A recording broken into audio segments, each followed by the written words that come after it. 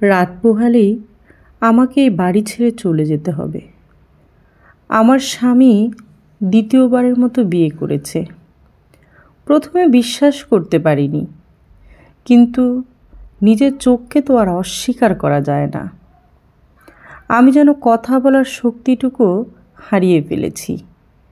যখন সম্বিত ফিরে পেলাম, তখন দেখলাম আমার স্বামীকে।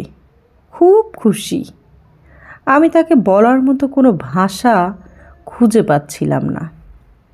শুধু একটা প্রশ্নই করেছিলাম, আমার অপরাধটা কী?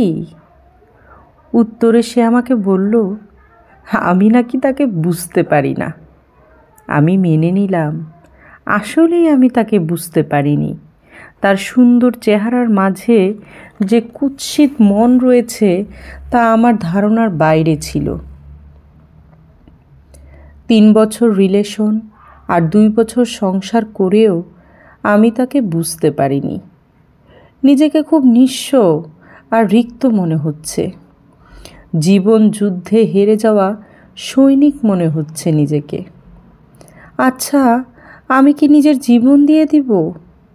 কিচ্ছু ভাবতে পারছি না। অবুঝ মনকে সামলাতে পারছি না।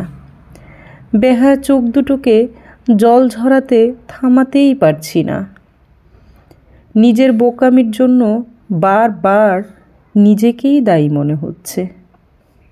কত রাত দুজনে মিলে ভবিষ্যতের স্বপ্ন বুনেছি।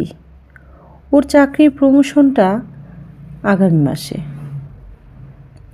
আমরা আমাদের নবাগত সন্তানের অপেক্ষায় আছি। কি থেকে যে কি হয়ে গেল, আমার সন্তান এখন কার পরিচয়ে বড় হয়ে উঠবে?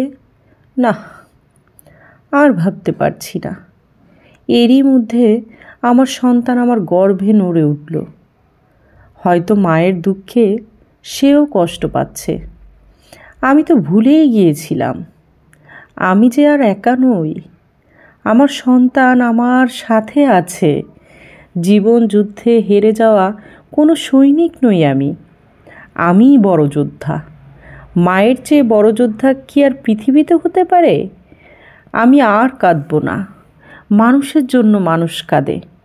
মানুষরূপী কোনো পশু, কোনো বিশ্বাসঘাতকের জন্য আমি আমার মূল্যবান চোখের পানি আর ঝরাবো না।